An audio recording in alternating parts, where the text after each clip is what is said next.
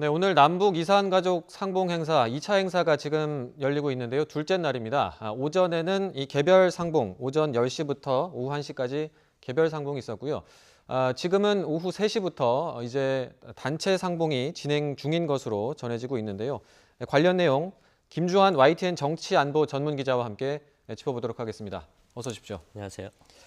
네, 지금 이제 단체 상봉이 이제 금강산 면회소에서 진행되고 있는 거죠? 네, 이틀째 단체 상봉이 이어지는데 지금이 오후 4시 한 40분이 다가가고 있죠.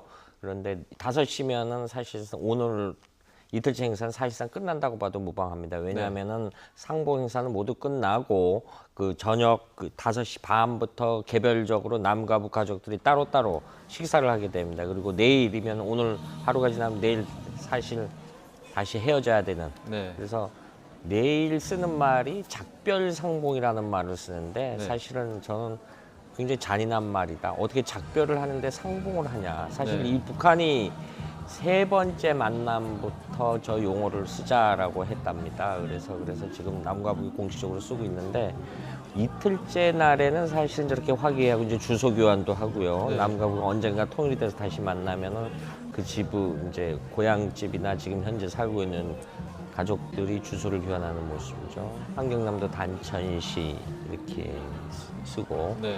단천은 저 원산 영흥만 이후로 해서 심포까지 올라가는 쪽에 있는 도시죠. 지금 주소를 이렇게 써주고 있는데 예. 그런데 이렇게 뭔가를 뭐 서신을 보내거나 할 수 있는 방법은 사실은 공식적으로는 아직 안 되고 있는데 네. 우리가 그동안 사실 1990년대 중반부터 제3국을 통해서 서신 교환이나 제3국을 통해서 민간 교류청에서 상봉 행사가 있어 왔습니다. 그런데 그것이 좀 도가 지나치면 이제 이렇게 처벌받거나 그런 적이 있었어요. 그런데 지금 말씀하신 것처럼 제3국을 통한 서신 교환은 한 14,000건이 있었다 그래. 11,000 한 400여 통이 편지가 온 것 같고 네. 그 민간 채널을 통한 접상봉은 한 3,400여 건이 있었고 그런데 역설적으로 공식 당국을 통한 남과 북의 상봉 2000년부터 올해까지 18년째 하는데 네. 2,000명이 채 안 됩니다. 네. 그래서 이런 민간 영역을 많이 지금 상봉장에서 이야기를 나누는 네, 소리를 예. 좀 들어볼 수 있을까요? 편지 보고 아까 편지 읽었잖아. 나도 무슨 못했다고 이리 얘기하잖아. 또 북한의 오시려고 그런다. 형이 쪽에 남동생 네, 조금 전에 예. 상봉 모습이 보였고요.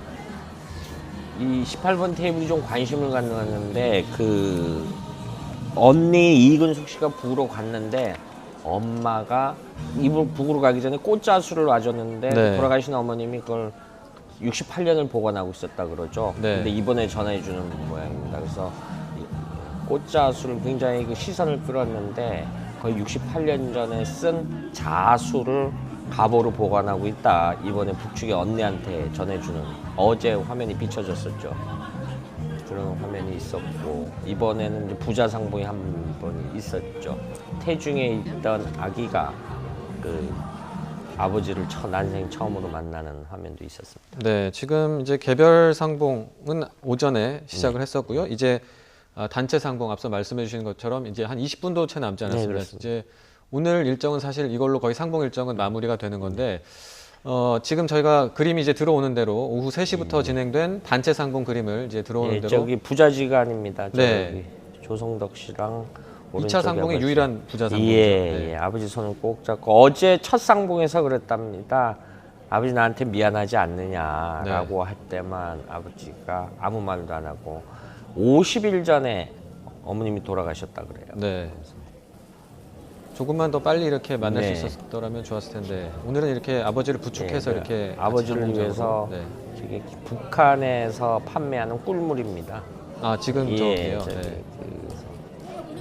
개성 아마 브랜드가 개성 뭐 무슨 꿀물 이렇게 되는 걸로 알고 있습니다. 네.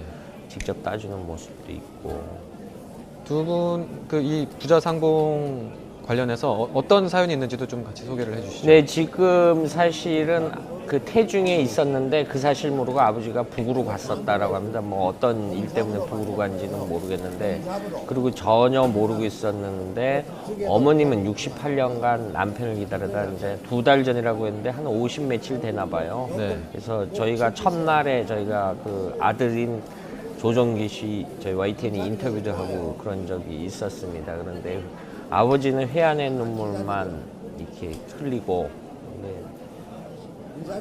사실은 이제 오른쪽에 있는 분이 그 조도경 씨니까 이복 형제가 될 겁니다.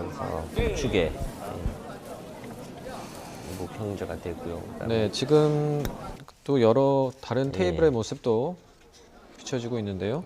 이 화면 역시 네, 장훈봉 씨, 북측의 장훈봉 씨가 이번에 남측의 누나 그리고 남동생을 만나게 됐습니다. 예, 고향이 속초라 그러죠. 사실 네. 속초는 한국전쟁 이전에 그 북한 지역으로 분류되죠. 그래서 이른바 양양 38도선이 있는데 강원도 양양에 현남이라는 곳이 있습니다. 거기서부터 지금의 고성군 현내면 대진 명파리까지가 수복지구라 그래서 그 이전에는 북한 땅이었죠. 북한 네. 땅은 우리가 한국전쟁 과정에서 우리가 수복지구라 그래서 그 지역의 북측 사람인데, 그쪽에 그때 그 당시에는 그쪽 지역에 사는 상당 사람들은 이렇게 우리가 이 전쟁을 피해서 남쪽으로만 온다라고 생각했는데 저 때는 북으로 간 사람들도 없잖아 있었습니다.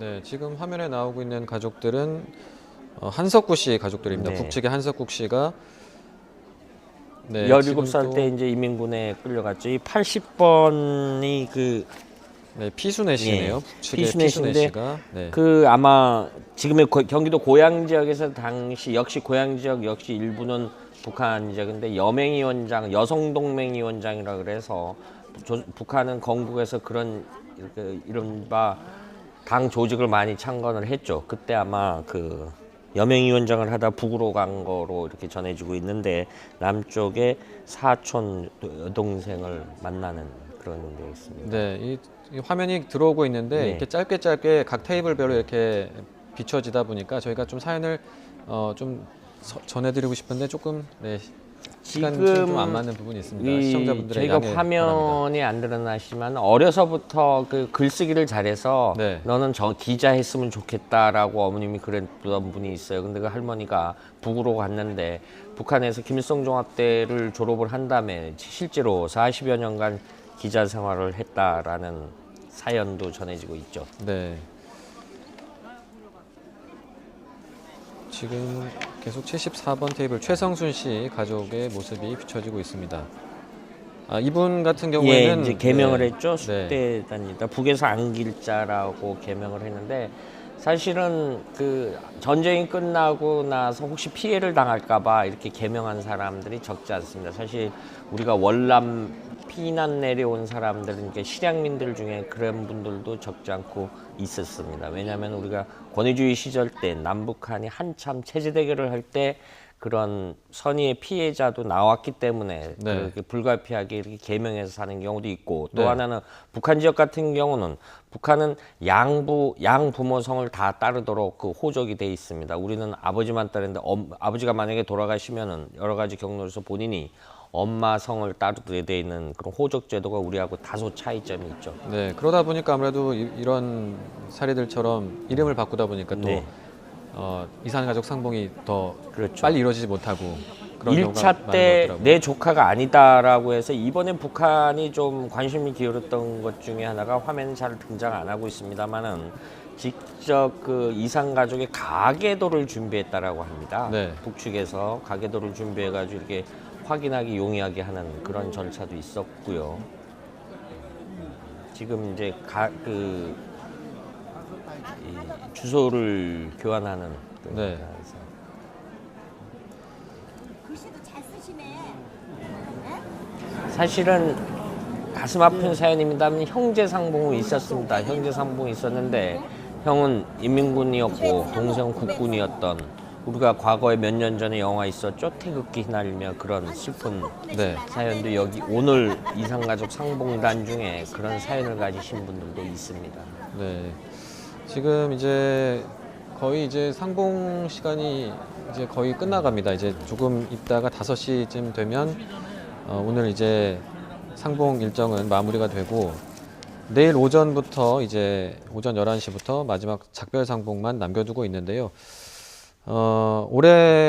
정말 올해 몇십 년 만에 본 가족들과 다시 네. 헤어져야 하는 이 이산 가족들의 마음이 굉장히 무거울 것 같습니다. 작별 상봉은 당초 이제 마지막 날 11시부터 우리가 남과 북이 약속을 했는데 1차 때 같은 경우는 1시간을 좀 늘려서 네. 10시부터 조금이라도 시간을 석별회정을 좀 나누게 하자라는 공감대가 있어서 그렇게 했고요. 이번에도 아마 추정컨대 그에 준해서 내일 역시 10시부터 작별 상봉이 이루어지지 않을까, 오창과 같이. 그리고 오늘 다행히 금강산 지역에 무지개가 아주 네. 떴다라고 합니다. 그래서 그 이산 가족들이 굉장히 기분이 좋았고 그런 무지개가 떴다라는 그 풀 기자 현장에 가 있는 기자들의 전언이 있었습니다. 네, 아무쪼록 아쉽겠지만 내일 마지막 상봉 일정까지 잘 좀 마무리가 되고 마지막까지 좀 가족 간의 정을 좀 잘 나눴으면 하는 바람입니다. 이산 가족 상봉 소식은 여기까지 듣겠습니다. 김주환 YTN 정치안보 전문 기자와 함께 짚어봤습니다. 오늘 말씀 고맙습니다.